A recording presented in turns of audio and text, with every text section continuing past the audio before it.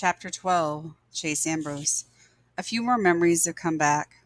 Mostly it's just images and impressions, but there's one that's pretty concrete. My mother has been showing me a lot of old pictures in the hopes that something might ring a bell.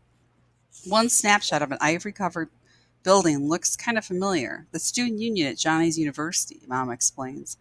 It triggers a flashback. It's not that I remember it, it's more like it's already in my head and I'm just noticing it now. Mom and seventh grade Chase are dropping Johnny off at college. Our car pulls up around the long circular drive in front of the building in the photograph. Johnny gets out. It's his first day of freshman year, his first time living away from home. He seems terrified. And what do I feel? Sympathy for my poor, scared brother, or mom, who's on the verge of tears, for myself even. I'll be losing my brother to a new life in a faraway place. I don't feel any of those things. Instead, I'm thinking, what a wuss this kid is. I can't believe I ever looked up to him. What a wimp. What a baby. My scorn is so sharp it jolts me back to the here and now. How could I have made such harsh judgments about my own brother? When I was in the hospital, Johnny was there at my bedside every minute. Mom was just as worried about me, just as torn up about my accident. I guess that wasn't payback for the wonderful brotherly loyalty I'd shown him over the years. People say I've changed. I'm barely beginning to understand how much. Dr. Cooperman isn't surprised that my memory is returning. My brain is totally fine, he says at my next appointment. After all, I remember everything that's happened since coming out of the coma. Not that it would be so easy to forget things like Shoshana dumping frozen yogurt on my head, or Brendan going through the car wash on a tricycle, or how it felt to push Joey against the wall, a blur of violence, anger, and lightning fast action. And something else, too. I may not be proud of it, but it's the truth. Satisfaction. I didn't like the way a situation was going, and I changed it with my own physical power. Aaron's words came back to me. You didn't have to attack him. And Shoshana's goon that haunts me a little. I don't regret stopping Joey from bullying Brendan, but was fighting really the only way to make that happen? Worse, I didn't even consider trying to talk Joey down. I just grabbed the kid and manhandled him the same way he was manhandling Brendan. I get that the old Chase could be like that before the accident, but now I'm starting to wonder if that person is still inside me, emerging from the darkness, bit by bit, along with my memory. As weird as it was to lose my past, this might be even weirder. The more that comes back, the less I recognize myself. Dr. Cooperman also pronounces me fully recovered physically. Then he drops the bomb. He still wants me off football for the rest of the season. I must seem pretty devastated because he adds, it's all about an abundance of caution. You're fine, but concussions can't be taken lightly. We're learning new things about the long term effects every day.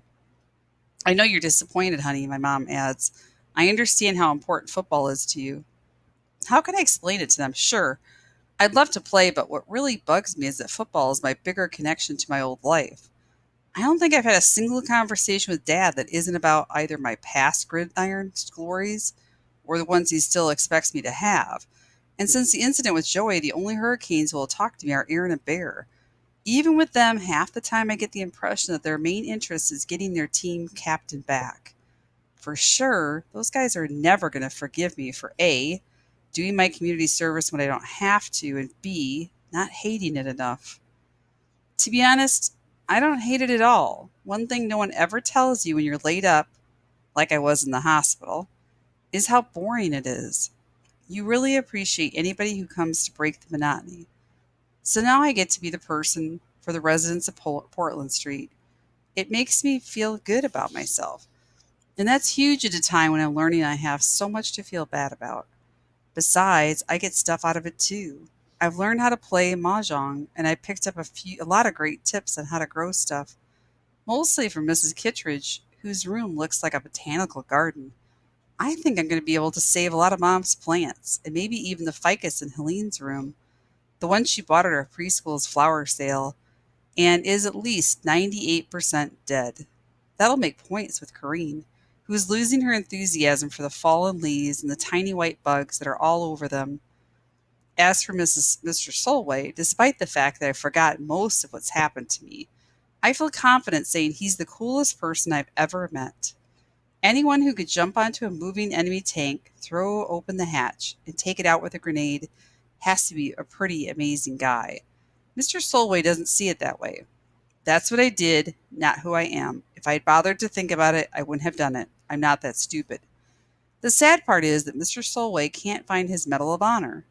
Nurse Duncan thinks it probably got misplaced during Portland Street's big repainting project, and it will turn up sooner or later. But he's convinced he flat out lost it. I haven't been as sharp since my wife died, he tells me. We never had kids, so we were the whole world to each other. She looked after everything, and I looked after her. He sighs. You could see which one of us did a better job. When she was gone, that's when my life pretty much ended. This sweep of his arm takes in the room is marking time. I hate when he talks like that. Come on, Mr. Solway, you got a good life here, plenty of friends. He glares at me. Have you ever asked about me around this place? Old lady on crutches do the 100-yard dash when they see me coming. I've got my own personal table for one in the dining room. The nurses all call me Mr. Happy Face. They think I don't know because they assume I'm just as deaf as everyone else in the funny farm. I'm getting the sense that before my accident, I was kind of Mr. Happy Face at my school. I confide to him. I could have told you that, he replies. When you first showed up here, you were just like those other two good for nothings, maybe the worst of the three. Sometimes a whack of the head is exactly what a fellow needs. It's pretty harsh things to say to someone with amnesia, but that's just the way Mr. Solway is. He isn't being mean, he's being honest. He's lived a long time and he's been through a lot, and he doesn't feel like he has to pull any punches. I respect that more than anything. That whack on the head cost me 13 and a half years of my life, I remind him. Remembering is overrated, he assures me. You know that heroic act that earned me that fancy medal? I don't remember 1 second of it. The only reason I know what happened is from the report my captain filed with headquarters. I guess when you get older, it's hard to hang on to every detail I offer. He shakes his head. It isn't old age, it's looking onto a T-34 tank after a grenade's gone off inside it. Not a pretty sight. That was the medic's explanation, anyway. You block out what you can't face. They were the enemy, I say gently. There was a war on. There's always the enemy when they're shooting at you, kid, but a dead man doesn't care what uniform he's wearing. I'm better off forgetting the whole rotten business medal and all. That's another thing I have in common with Mr. Solway. We're memory loss buddies. I wonder if I blocked out what a jerk I used to be because I can't face it. I don't think it's the same thing, though. Besides, my lost past has started to come back. I wouldn't exactly call it a tsunami of recollection. More like that water torture where the blindfolded prisoner feels a drip on his head, just often enough to drive him crazy, anticipating the next one. I can't even be sure they're real memories, blowing out candles at what could have been one of my birthday parties, a view of the Hollywood sign that might have come from our family trip to California, being crushed under a dog pile of football players, a flashback to one of my sports triumphs. Who can tell? My mind plays tricks on me. Last night I had a dream about cherry bombs going off inside a piano, scaring some poor kid half to death, and woke up in a cold sweat.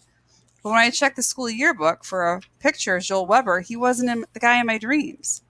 That was just a memory, just the product of my guilty conscience. My theory is that my brain invents fake memories of things I heard about because I'm trying so hard to remember stuff. I even had a nightmare from the Korean War, and for sure I was never there. I actually saw myself in uniform climbed up the side of a tank like Mr. Solway did. I yank open the hatch, pull the pin on the grenade, but when the soldiers inside look up at me, I can't bring myself to drop it in on them. I just hang there not knowing what to do when the grenade goes off in my hand. Believe it or not, the impression from before my accident that seems the most vivid is that little girl. Sometimes so much so that I feel like I should be able to reach out and touch the white lace on her blue dress or the red ribbon in her hair. I have to question whether she's any more real than my dreams. She never moves. She just stands there not looking at me, but off to the side somewhere. She must be important, though. She's the one image that's still with me when I woke up in the hospital. Wonder who she is. School triggers a few memories too, but they're mostly random images and feelings of deja vu.